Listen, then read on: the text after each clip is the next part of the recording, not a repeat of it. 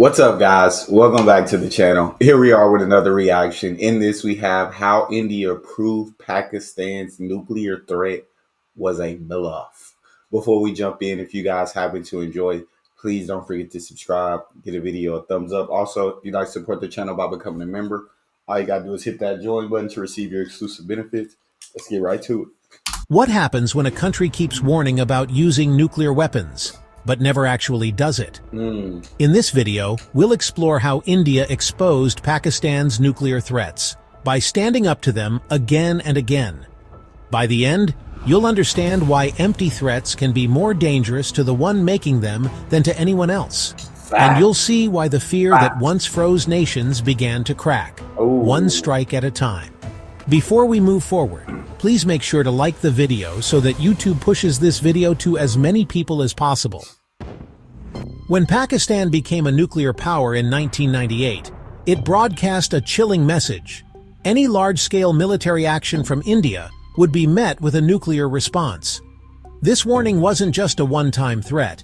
It became the central pillar of Pakistan's national defense strategy. I feel like that must have been though before India got nukes. They probably felt like, yeah, they not effing with us, and y'all do anything, you're getting nuked. And at that time, India probably didn't have nukes. But once India acquired their own nukes, Pakistan's thought process was probably like, let's not mess with India. Until they did, and they just effed around and found out what happens. This strategy was more than just military doctrine. It was psychological warfare.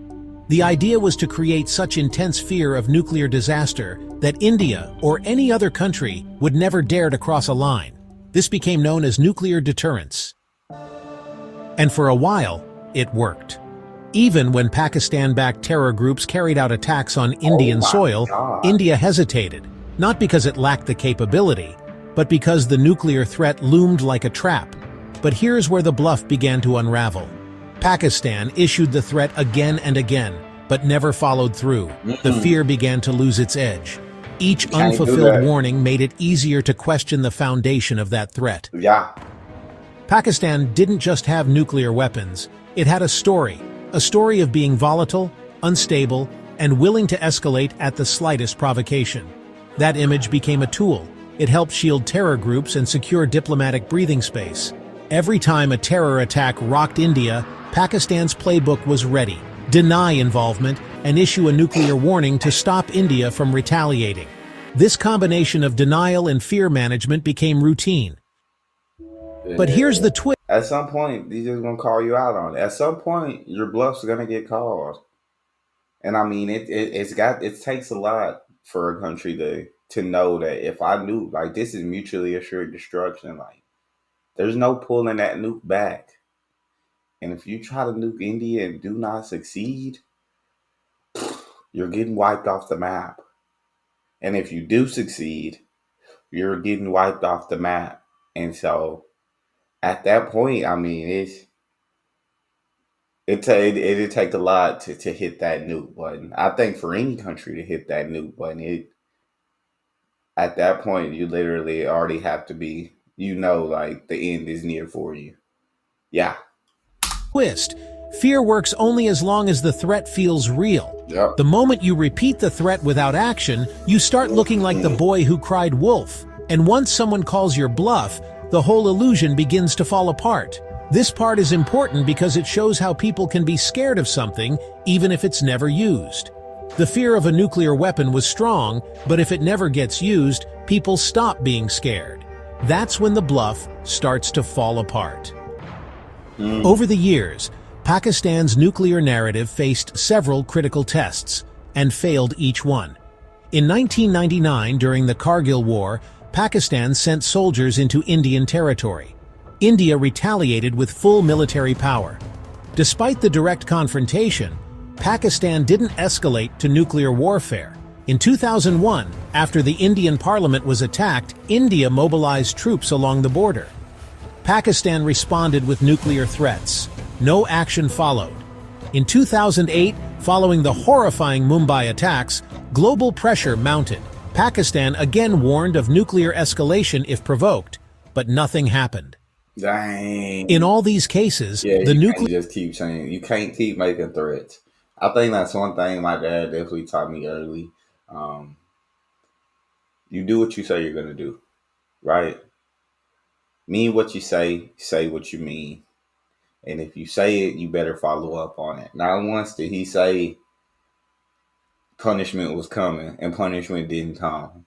So I knew not to test him, not to push him, and you know what I'm saying? And I knew to stay in my lane, stay on the straight and narrow path.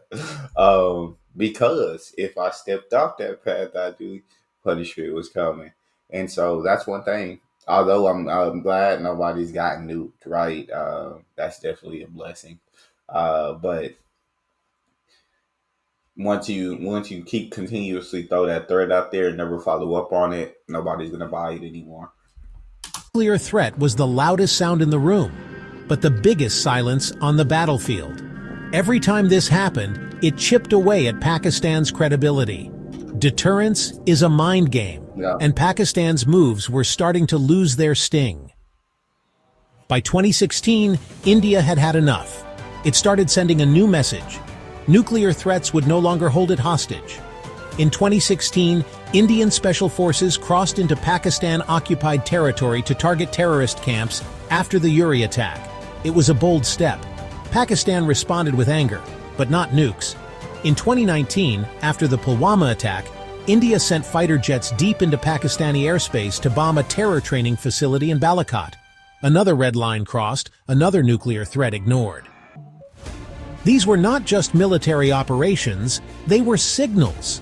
Signals that India no longer accepted fear as a form of diplomacy. Every time Pakistan stayed silent after these strikes, its nuclear threat became less and less believable, and the world started to notice. On April 22, 2025, a brutal terror attack took place in Pahalgam, killing civilians and targeting a religious pilgrimage. The attack was traced back to Pakistani-based terror groups. This wasn't just another incident. It was a Definitely direct offer my deepest and most sincere condolences for all those that were lost in that Pahalgam attack, for the family members of those who were lost. You can't even imagine, right? This is supposed to be on vacation. You're a tourist, right?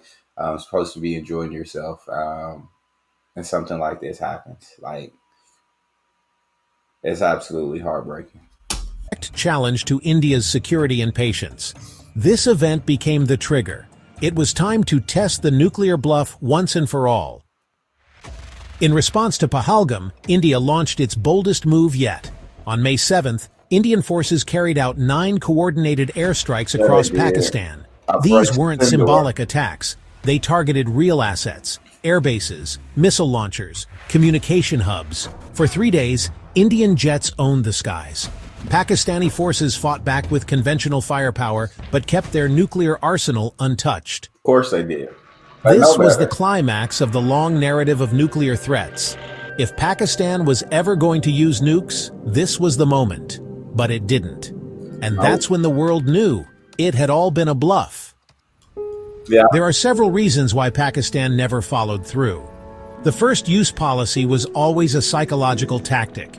Using a nuke in response to a conventional strike would invite global condemnation and mutual destruction. Decades of empty threats wore down belief.